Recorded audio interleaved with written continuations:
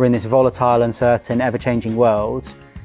Businesses are needing to access talent across geographies and time zones, as well as new markets. And so leaders who are not really contemporarily trained to be able to do that are winging it. And so there's no surprise that Gallup released earlier this year that 77% of managers feel overwhelmed.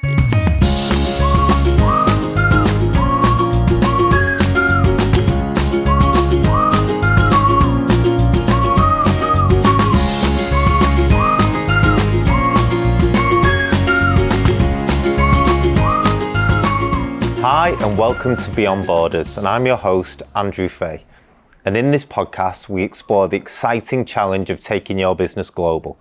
And sometimes we do that by speaking to business owners, sometimes we speak to service providers, and sometimes we just speak to really interesting people and see what we can learn from their experiences.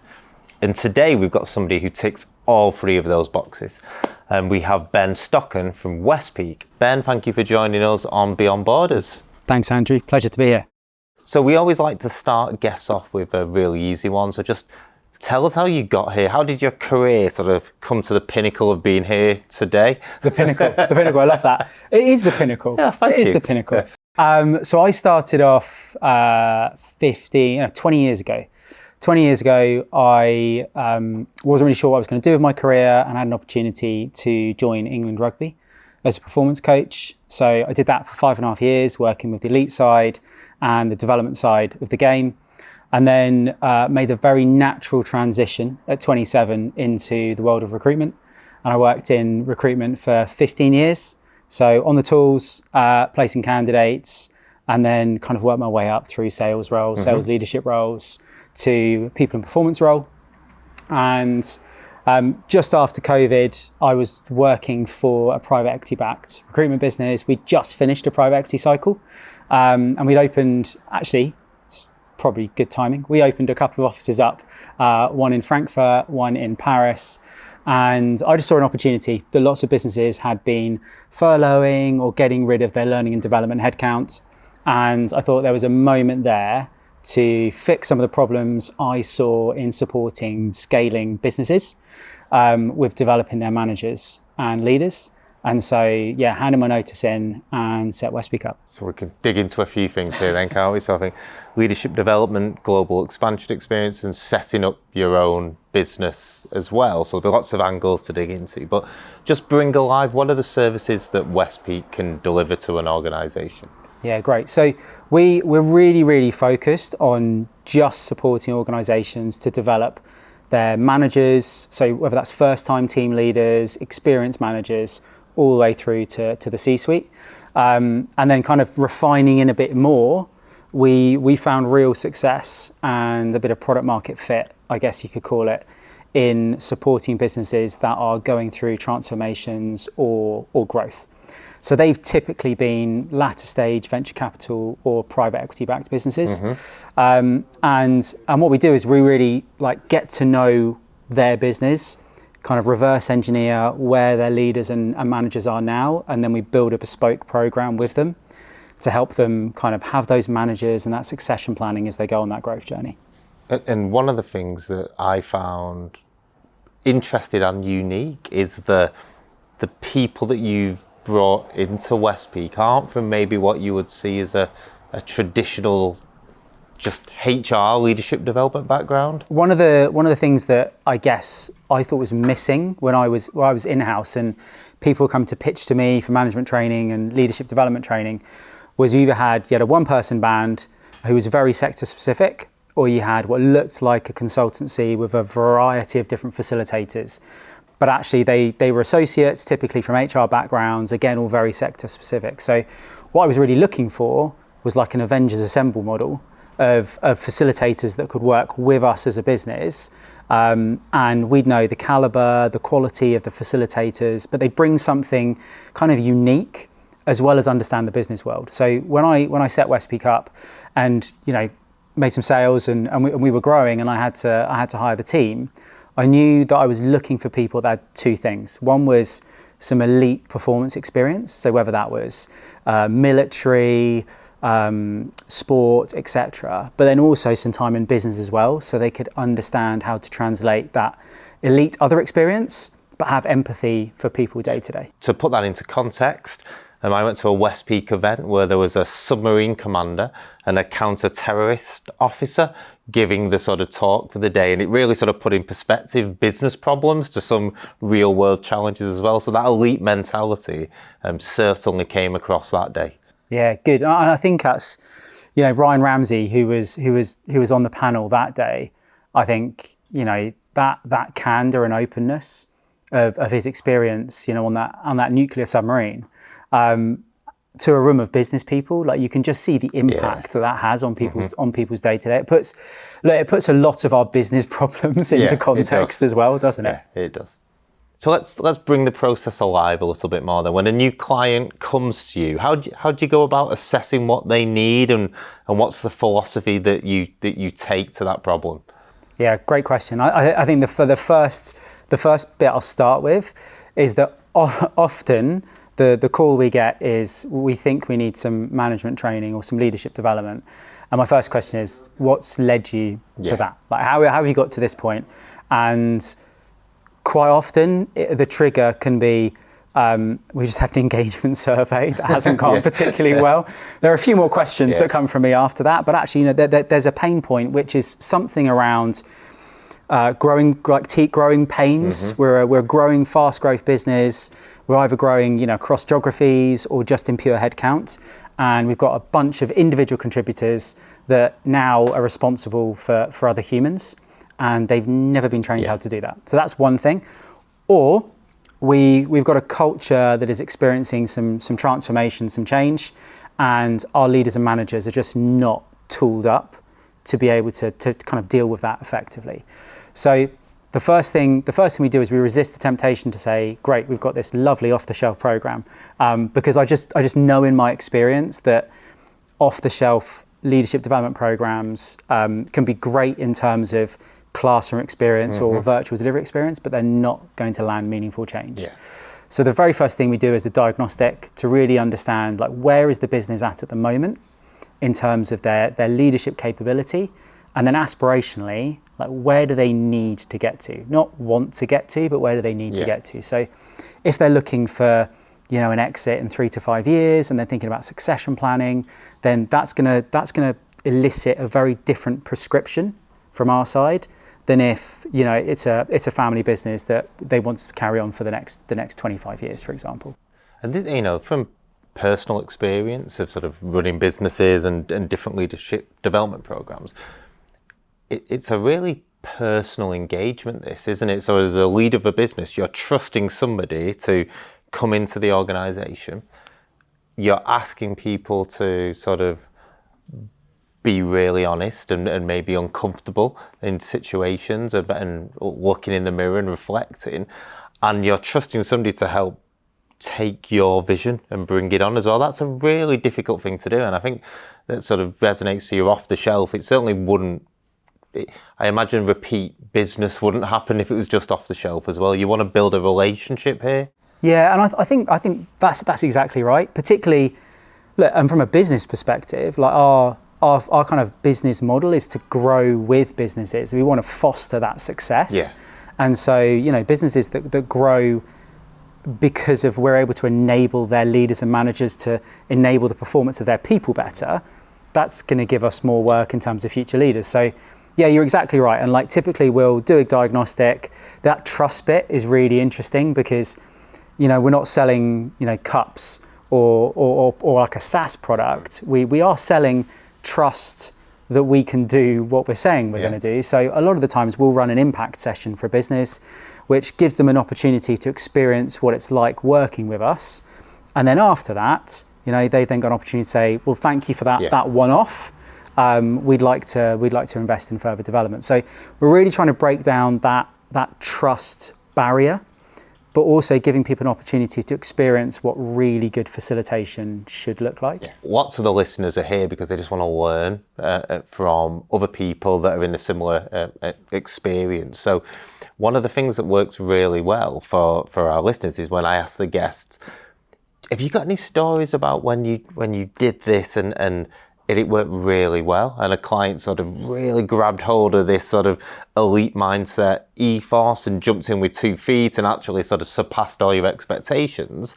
And then probably a little bit perversely, people also like to hear the sort of other side of that, which is where did it go horribly wrong and what can we learn from that as well? Yeah. Okay. I'm gonna have to pick my brands here. Yeah. So I'll give you 2 good and then 1 cautionary tale. Okay.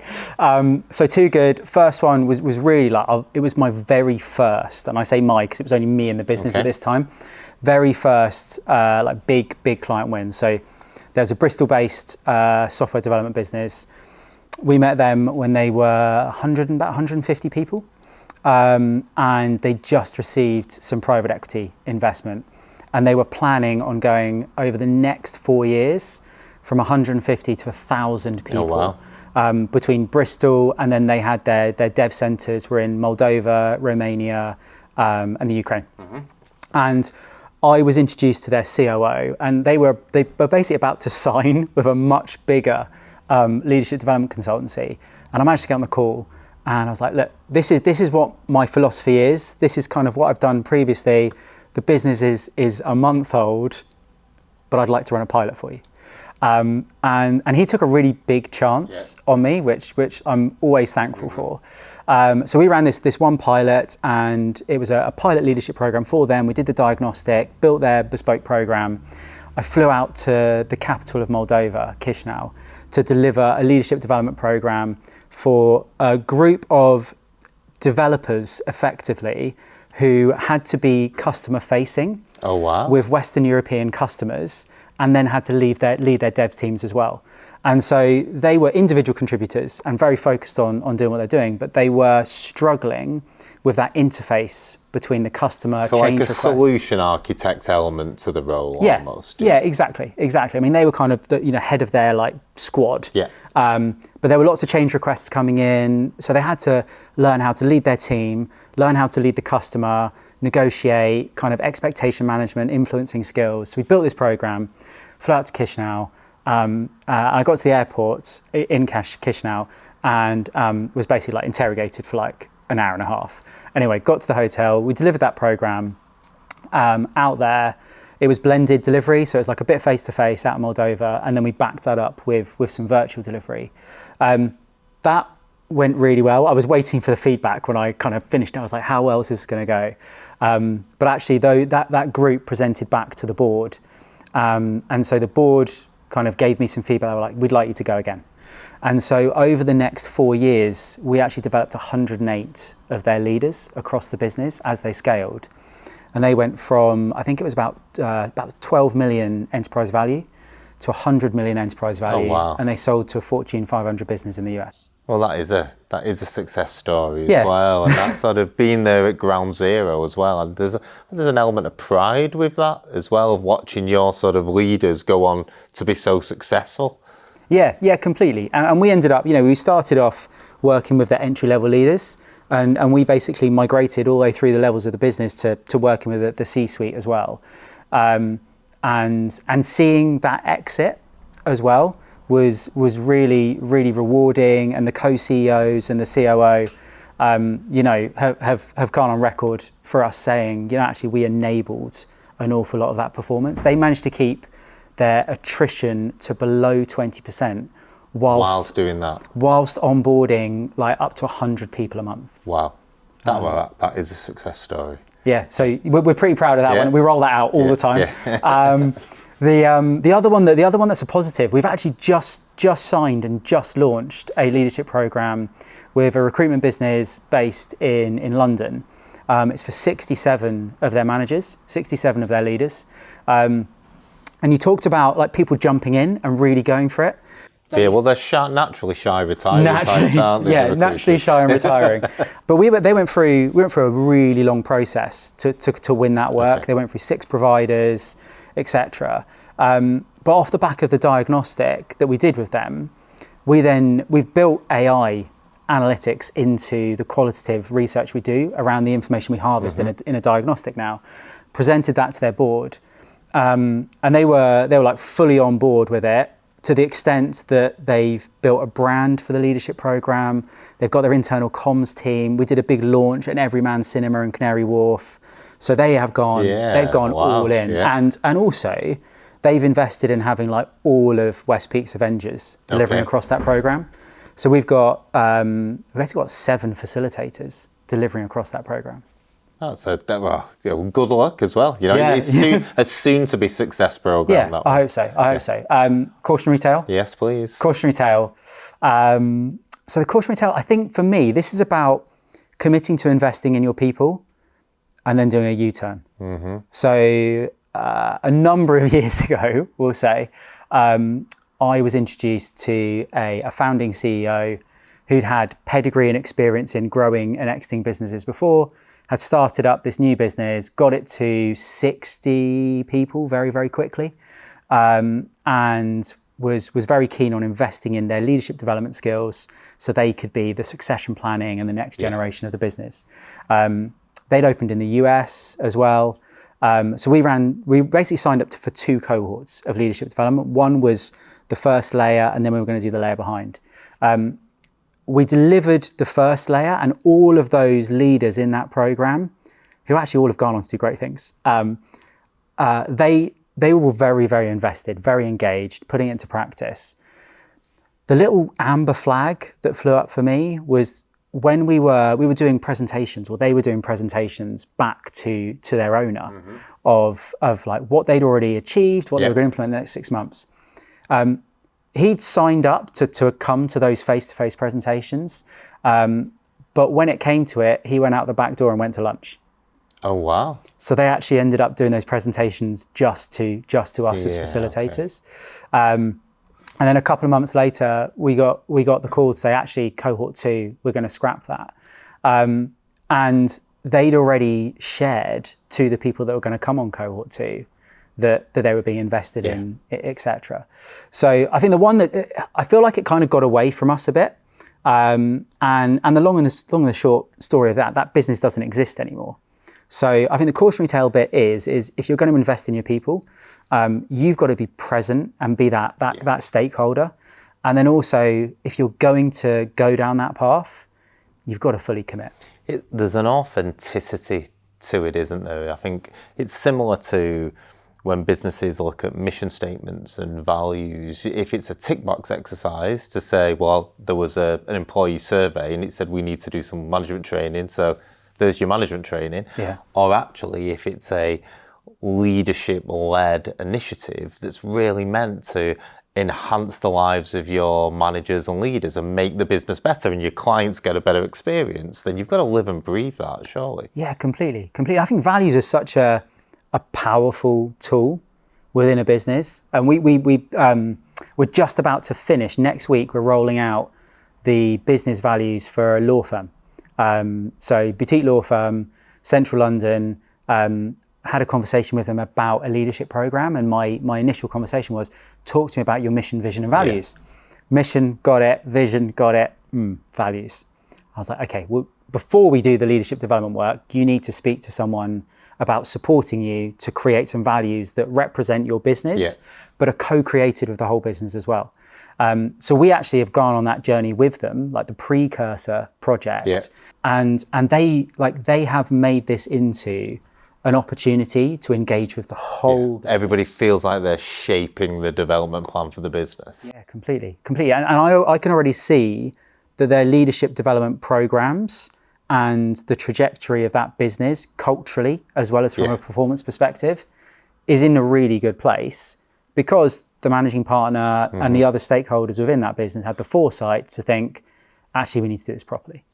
Okay, so sort of great context for what West Peak stands for and what we do there. And in the context of global leadership, though, and when we touched on it a little bit in the positive examples, are the challenges any different in global leadership? Clearly, you've got time zone differences and language and cultural differences, but when you're sort of doing that initial impact assessment evaluation, just to bring alive a little bit how global leadership differs to just when you're in your own sort of country, in your own sort of local cohort.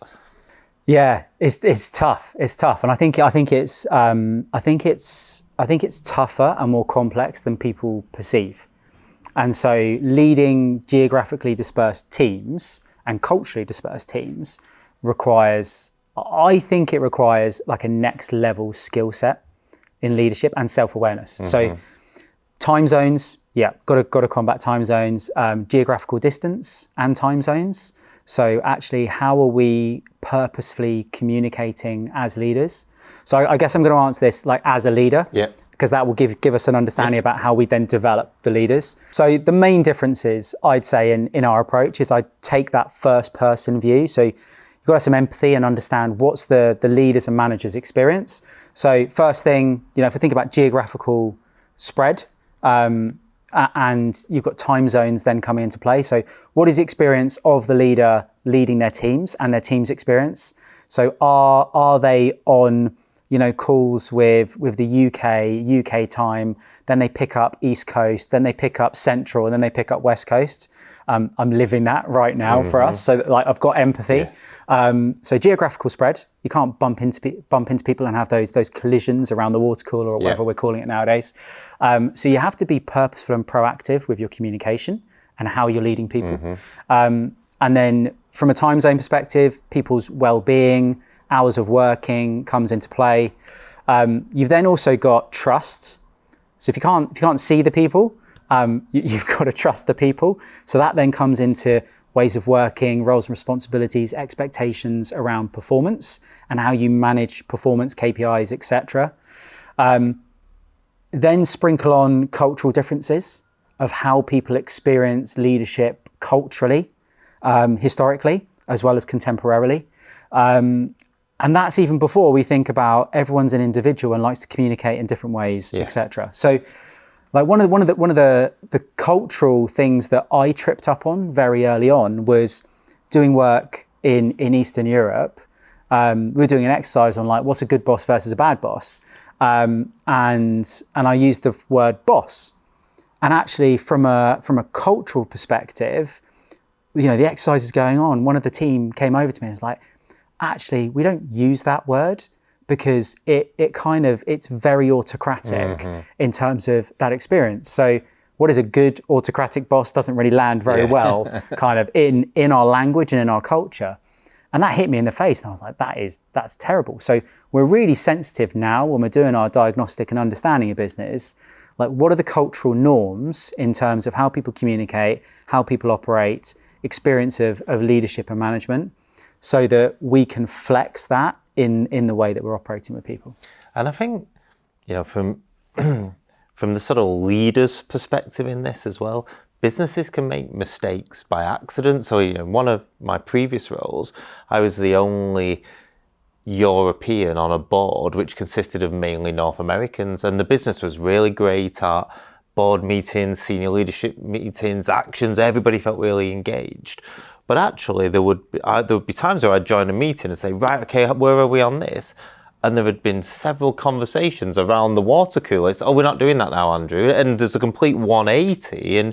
And culturally, you feel so disengaged. And they didn't mean to do that. There's just a saturation of people on one time zone versus the other one. And so when the point here is, I think you have to unpick what's untrained behavior, what's sort of subconscious bias, and there's a whole host of things that go into global leadership. And I really like that next level sort of experience tag that you put on it then. Yeah, I think it is. I think, I would argue that leading in person is like almost early learning center leadership. Like, as long as you've got the fundamentals, if we can teach someone and they can retain it, how to be consistent, provide clarity and transparency and a framework, like that is relatively easy with correct embedding and review and coaching to create a habit around. I think what's really interesting right now is we're in this volatile, uncertain, ever-changing world. Businesses are needing to access talent across geographies and time zones, as well as new markets. And so leaders who are not really contemporarily trained to be able to do that are winging it. And so there's no surprise that Gallup released earlier this year that 77% of managers feel overwhelmed. Yeah. Like it was always going to happen. And have you had to change your delivery model and style? So when you talked about blended delivery before, and having witnessed you in action, very impactful in real life, and it makes people listen and sit up and do that. Does that work? Do you have to think about that differently when you're doing it remote? Yeah, you do. So I'd like to say no, we can deliver exactly the same experience, remotely versus face-to-face. Actually, we messed about with some VR headsets in year one of the business, like 3.5 years ago. I was like, we're going to do virtual reality leadership programs. We're going to buy 25 headsets and we're going to ship them out to people who are disparately spread, and we'll do virtual. So they're in the room. They're in the room. Yeah. I still think we could. I just couldn't get a sign off from my business partner to buy 20 virtual reality headsets. So how do we do, so in Zoom, Team, and you've got to deliver in the business's native platform. Mm-hmm. So there's no point us saying, join a Teams call, and they're on WebEx or Zoom. It just doesn't work. So we've got to make sure that we curate engaging leadership development sessions that are shorter. We've got to be really good at analysing micro expressions and know when people are on their outlook rather than in a session. So there's various things we can do to make sure the session is engaging, it's relevant, and it's going to matter to the people. But also there's a lot of inviting people to contribute, shall we say, on virtual delivery, because you've got to maintain that focus. Yeah. What tends to fall down the most or break first when you're delivering these sessions over multiple different regions, locations, countries even? Yeah, so big mistake we made. And I love making mistakes because you learn so much from them and you can apologise afterwards. I think lots of mistakes you can come back from. Big mistake we made, we took on a leadership program which was all the time zones. So that was a mistake. And my advice to the customer was, let's break this down into like chunky time zone cohort. It's going to be more expensive because you're going to need different cohorts. But they were like, no, one cohort. So we had people dialing in like late in the evening from Sydney, through to early morning, like New York, etc. And everyone in between, like Delhi, London, etc. So what breaks first is not being customized enough around the audience and your customer. So customer experience. If you get your customer experience wrong, your learner experience wrong, the whole thing blows up and you get terrible feedback and you have to apologize a lot for saying yes when you should have said no and stuck to your guns. I think when you look at like the interpersonal level, it's very hard for disengaged people who haven't reached for the learning to stay focused when they've got two other screens going on as well. On virtual training. Face-to-face, it's a bit easier because, I think we develop our facilitators to get alongside people that seem disengaged within a face-to-face program, provide them some attention and opportunity to contribute and really be selfish about what can they achieve from it. That works really well face-to-face. And you're taking on the challenge that those leaders have every day, managing those people in disparate locations to do this, isn't it? That you'll be trying to manage over multiple locations and somebody's doing their emails and doing something else while they're speaking to you. So actually you're living that problem whilst trying to make your products and service the most impactful it can be at the same time. Yeah, completely. So really simply, at the beginning of every part of a virtual delivery environment session, we set or remind people of the ways of working that we've co-agreed with them. So cameras on, if we hear any keyboards going, is anyone expecting any Teams calls coming in? Any deals that they need to go over? It's highly likely to be an elite forces operator as well here, so they're going to know. Exactly. And just, I think transparency, setting your stall out early, but co-agreeing those ways of working. Does everyone agree that this is going to create the best learning environment for everyone? Yes. Yeah. Good. So now if I observe, or if one of our facilitators observes someone contravening that behavioural contract, then are you okay us calling you out? Yeah, we are. And once you've done that and brokered it, then actually when you do need to call someone out, it's like, Andrew, is is that your outlook I can see reflected on your glasses? Yeah. Right? Glasses are a killer for virtual calls. Like, yeah, it is. Sorry. It's like, okay. Yeah. So I think there's some humor you can bring to accountability, but you can't hold anyone accountable if you have an objectively co-agreed ways of working. Okay, so thinking about the concept of a really high-performing team now, and especially a team that's spread over multiple geographies, is there a standard DNA, a recipe, a repeatable thing that we can learn from to say they all tend to exhibit? The thing. Yeah. What's the thing? Yeah. So I've been thinking about this, and how do I describe like stickiness? So there's a stickiness. I think when you've got a team that's spread globally, you've got to have a really, really strong why. And I don't want to get too Simon Sinek about this, but everyone in those high commitment teams. So there's a lot of talk about high performance and hypo teams. I actually veer away from hypo and high performance, and what I'm really interested in is creating high commitment teams. If you can get a high team, you'll get high performance as a byproduct. Yeah. How do you get high commitment spread across time zones and geographies? You've got to find a way to create moments for those people to come together purposefully. Now, best practice, I would say, is bringing all of those people together physically in a geography and program that in to your annual cycle of leadership moments.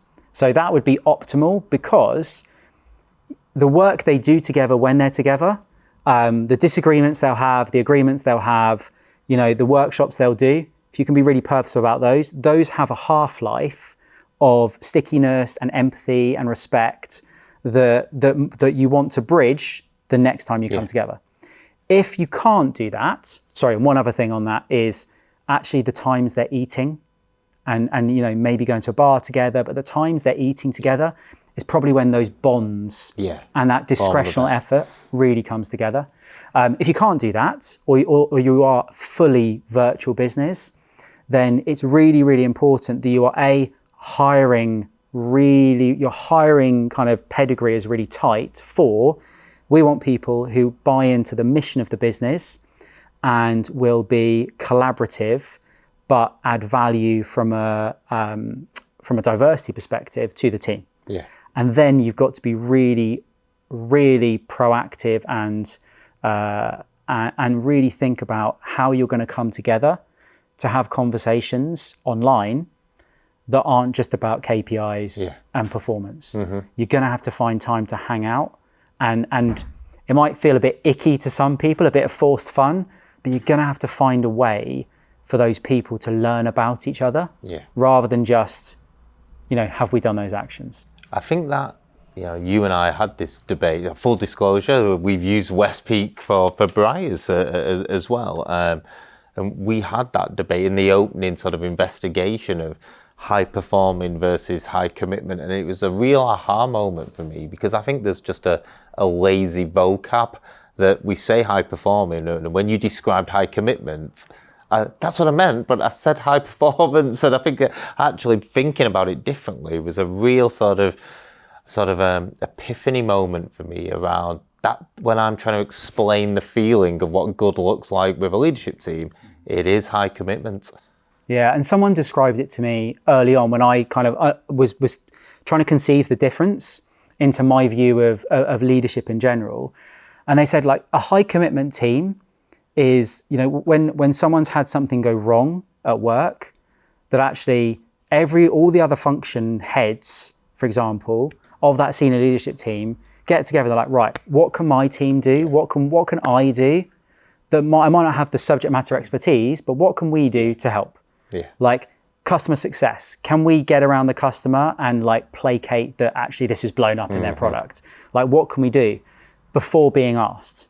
And I think that high commitment bit about actually we're playing for the badge, we're in this together, and we will win and we will lose together, but we'll do it together is so important. Yeah. So back to the topic of globally expanding businesses, and you've clearly helped a plethora of businesses with the global leadership challenges and development, but your you're actually doing it yourself as well. So West Peak are sort of taking that global expansion in your own strategy. Just explain to the listeners what's going on there. So we've had a bunch of customers in the US who I think we're getting sick of invoicing a UK business, and we actually lost one like multiple six-figure deal. Oh, okay.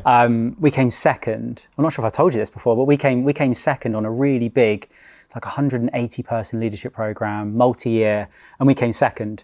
And we asked for feedback afterwards, and one of the bits of feedback was no US entity and no boots on the ground in the US.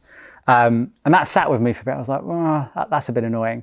But I'm very talent driven in terms of like our people. So I've been looking for the right person to head up the US for us and be based out there for probably about 12 months. And actually we had a customer and their head of talent performance was like my stakeholder for a program we're running with them. And he was looking to do something else. And actually we kind of got the end customer's blessing for him to come on board and run the US for us. So he's based out in LA. And so the next part of the jigsaw was we're like, well, how are we going to incorporate? What taxes are we going to like be exposed to? How are we going to run payroll for him? And as we expand into the US, like how the hell are we going to do that? Meanwhile, we're trying to grow Europe from the UK. So Matt out in LA, we're like, right, we need to support him really, really well. And that's when reached out to you guys at Briars. And we incorporated a couple of weeks ago, I think. So that's fantastic. And having you as a team to be able to support us on that journey has been really helpful, because like we don't have the expertise, we don't have the time, and I don't want to make a mistake. Because it would be an expensive mistake. So we are set up in the US now, thanks to you, and we're looking to grow and expand. So we've got LA, Austin, and New York are our core markets. Although Miami, I just had a call last week, and Miami's looking pretty hot right now as well. Not just hot temperature-wise, but hot in terms of quite a lot of VC, hedge fund, and private equity money going in there. So Matt might be busy out there as well. But so 4 months, we've been operational in the US for 4 months now, invested in starting that up, and that's now profitable, which is fantastic. Excellent. And APAC on the strategic roadmap at all? Do I give away trade secrets? Do I give away trade secrets? I think so. I do a lot of analysis of like market growth in our area. So leadership development globally is a $366 billion industry. By 2030, it'll be $487 billion. Where is that money predominantly being spent? It's predominantly being spent in the US. But interesting, when you look at the analysis on growth, the Middle East actually comes up pretty significantly. So I have got some relationships out there. I'm out there in August having a holiday, but I'm going to have to broker with my wife to have some meetings as well. Sorry, darling. We just so happen to be holidaying in the place where the potential client is. Sarah, I'm sorry for when you listen to this, but like we're just having some early conversations now for the Middle East. I think APAC is not priority for us right now. I think looking at market growth for us, it's going to be Middle East and US. I was asked that question earlier today, and actually, Briars operates across multiple sectors, multiple countries, but I would say the Middle East is outstripping the US now in terms of, hey, can you help me with? And then maybe that's just timing with the current trade, tariffs not settling down, but it is certainly a direction of travel that we're seeing as well. Yeah, and I think as a marketplace in general, I think they are maturing a lot more in our people space, HR space. I think there's a real interest now to accelerate their maturity, their kind of organizational maturity around actually how do we use people leverage and invest in well-being and people performance from a very different lens to what it's been previously. And what have you found the hardest about operating now over two different continents? Yeah, great. I want to be out in the States the whole time. That's probably the difficult thing. So we just did a big networking event in Austin last week. and Matt ran that one on his own, and I had massive FOMO about not being out there. So I think the biggest challenge for us is one of making sure that, so we've got effectively like a satellite office in the US, and we're going to build and grow from that. So, Matt is like first boots on the ground out there. So as like CEO, my main concern is I don't want him to feel isolated, but I also want him to feel empowered and have that entrepreneurial experience that I had when I set the business up on my own. So it's that balance between being there for him to support him, so he doesn't feel isolated, but also I don't want to take a lot of the struggle experience that he's having away from him. It's a really interesting dynamic. I didn't expect you to say that. I didn't expect you to that because that's more like a business. I suppose it's a business partner, isn't it? It's a new exploration, but within the boundaries that you've set of what the DNA of West Peak is. Yeah. Go and have that experience. Completely. Like it's not a franchise. Yeah. Like he is an equity partner in the business. But I really treasure the first year of West Peak in the UK when it was me like knocking on doors, getting no's, breaking molds, etc. And I think it's really important that when you expand into a new geography, you've found the right talent, you've set the framework and the P&L and the budgeting up for them to succeed. And he's got the platform, he's got our brand, which is beginning to carry some weight in the UK. So after that, I want him to go and to be entrepreneurial. Yeah. I want him to cut his own path, because otherwise we might as well have just hired a manager out there. Yeah, okay. And I suppose that's what's easier and harder as well in the same question. What's harder that, but actually it's easy to have somebody who's a partner doing that than actually just putting employees on the ground as well. Yeah, and I think when you've like clients of ours, customers of ours who have got their first person is an employee. Yeah. I still think if they haven't got some skin in the game in terms of like ESOP or LTIP, like if that isn't there, then I think it's not that I don't have trust in that distance, but I think you're going to be focusing on business as usual, growth, etc. where you are. You want people motivated, incentivized. That's your high commitment. Yeah, you want them to have high commitment, and like long-term incentives drive commitment over short-term commission for me. Yeah. Okay, so we're now at the part of the podcast, rapid fire, don't overthink them. Let's just go. Favourite country to lead a team in? Favourite country to lead a team in? UK. Of course. One thing that's overrated not in your leadership development, but in leadership development in general. Oh, one thing that's overrated. I think coaching is overrated, which I'm going to get berated for after this. Coaching is overrated. I know it's quick fire, but coaching is overrated because you can't coach someone who doesn't have the skill set. Okay. And I think we forget giving people the skill set. And we try and coach them. Okay, no, that makes sense. The most underrated skill in high-performing teams? The most underrated skill in high-performing teams is belonging. If you can influence your team and create discretional effort and belonging, that is massively underrated, and you will outperform everyone else. Like the secret sauce to high commitment. The secret sauce to sticky high commitment. Yeah, it's like Nando's, basically, in a bottle. And if you could give one line of advice for a new leader who's taking on their first sort of cross-border leadership role? Take your time to establish your ways of working and co-agree those with your team before getting all excited and getting into execution. Okay, well done. Safely navigated the... So just to summarise, let me try and play back some of the things that we've learned today that actually sort of...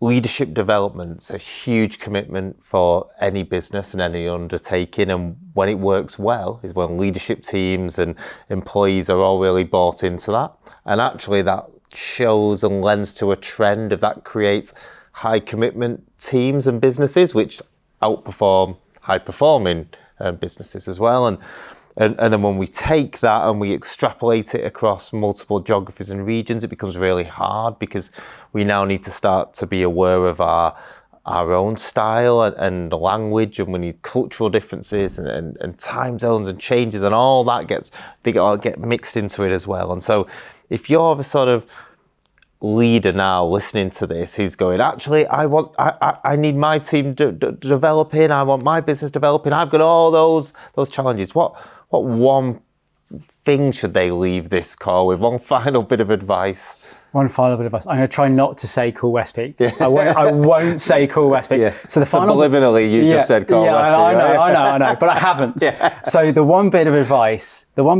is I would observe the leaders you have in your business right now. Don't start with you. Observe your leaders you have in your business right now, and look out for patterns in positive behaviours that you've got already across geographies. Try and find commonalities of what people are doing well, and then I would raise that self-awareness in those leaders about what they're doing well. Let's try and get people being really conscious about their positive behaviours, because actually if there's a law, which is Hawthorne's law, which is if people feel like they're being observed, they perform 20% better. Yeah. So if you're being conscious about your good behaviours, you'll lift those. So start with what's working before you try and fix what's not, and then take some time to understand what are the top 2 to 3 things over the next X period of time that you want to fix culturally or from a leadership perspective in your business, and then find the best people in the world to help you fix those. I think that's that sort of, naturally people go to, well, focus on the things that aren't working, focus on the really sort of bad areas, but that's really accentuate the things that are going well. So really, I suppose that's why football teams, when a new football manager comes in, everybody has the bounce impact because they know they're being watched, and that 22% uplift kicks in there. Yeah, and actually I was listening to a podcast last week about the bounce, and the bounce happens anyway. So even those teams that don't get rid of their manager, they still bounce, but everyone feels like they need the new thing. They need to fix the problem. A trigger to create the bounce, but actually the bounce happens anyway when you observe over, extrapolate across football teams. So yeah, it's very easy for us to go, I need to fix something. There will be some things that are going really well in your business. Don't forget those, because if you focus on the fix and neglect the positives, people might stop doing the good things. Yeah. So reward the good things, make sure people know they're there and you see them, keep doing them. Because if they do them more, then through osmosis, people will observe them doing them more. And then fix, just chunk 2 to 3 things that you want to fix. Focus on those, get them embedded, and then reassess. Absolute gold dust piece of advice. So actual time to promote West Peak though. So if people are interested today, how can they find out more about what you do? Where can they find you, the events that you do, opportunity to tell the audience more about that? Yeah, cool, thank you. So I think for us, the best way to find us is our website, so West Peak, thewestpeak.com, and then LinkedIn. Find any one of us, so Ben Stocken on LinkedIn, and we're also run every 8 weeks. We run business growth breakfasts in the UK and the US now. So those ones in the US are LA, Austin, and New York, and London for the moment in the UK. So find our website, sign up for one of those, and you get to hear from the likes of nuclear submarine captains, and we just had the CEO of Harlequins Rugby Club. Well, from first-hand experience, I think they're great events. I'd highly recommend them. So, Ben, thank you so much for your time. It's been a pleasure to have you on today. And everybody, thank you for tuning in again. And until next time, keep pushing those businesses beyond borders.